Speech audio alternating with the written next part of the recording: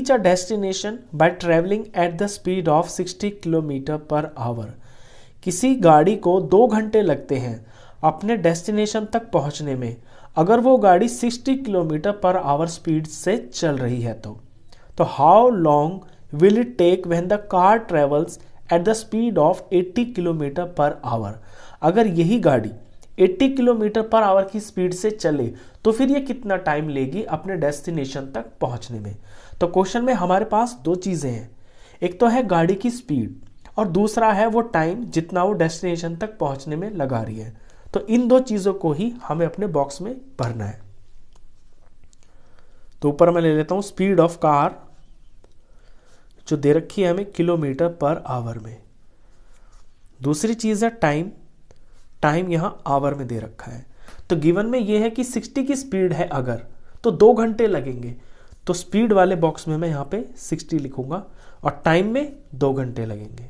हमसे पूछा क्या है कि गाड़ी कितना टाइम लेगी अगर वो 80 की स्पीड से चले, तो फिर यहां स्पीड में 80 आएगा और जो चीज निकालनी है इसे मैं x मान लूंगा, ये मुझे टाइम निकालना है।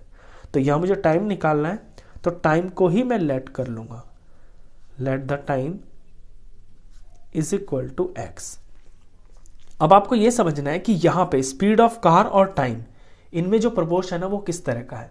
तो लॉजिकली समझिए, अगर A से लेके B तक मुझे जाना है और मेरी गाड़ी की जो स्पीड है वो है 60 किलोमीटर पर आवर, यानी 1 घंटे में 60 किलोमीटर, तो मैं 2 घंटे में यहां पहुंच जाऊंगा। लेकिन अगर मैं अपनी गाड़ी की स्पीड को बढ़ा देता हूं, यानी गाड़ी को थोड़ा और तेज चलाता हूं, तो टाइम मेरा कम लगेगा। तो यहां क्या होगा, गाड़ी की स्पीड अगर बढ़ रही है तो जो टाइम लगेगा ना मुझे यहां से यहां तक पहुंचने में वो मेरा कम आएगा। तो उल्टा हो रहा है, स्पीड बढ़ेगी तो टाइम कम लगेगा। तो दोनों चीजें ये आपस में इनवर्स रिलेशन में है। तो पहले हम यही लिखेंगे कि यहां पर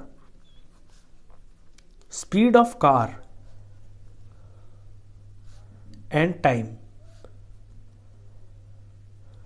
are in inverse proportion.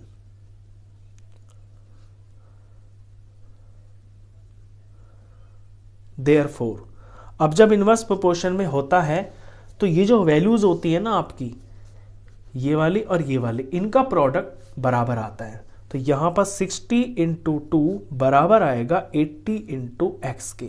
Equation बन गई, एक्स की वैल्यू निकलते ही वही आपका आंसर होगा। तो एक्स हो जाएगा यहां पर लेफ्ट में जो है एज इट इज 60 इंटू 2 रहेगा, जो 80x के पास में मल्टीप्लाई में है ये यहां पे आके डिवाइड में हो जाएगा।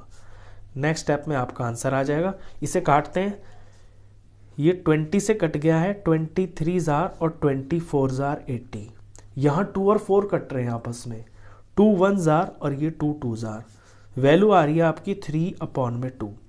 3/2 को इसको डिवाइड कर लें जब 3 को 2 से, तो 2 1 जार 2 और रिमाइंडर आ गया है 1, यानी 1 तो होल है ये पूरा और 1 रिमाइंडर और नीचे एज इट इज, ये x की वैल्यू है।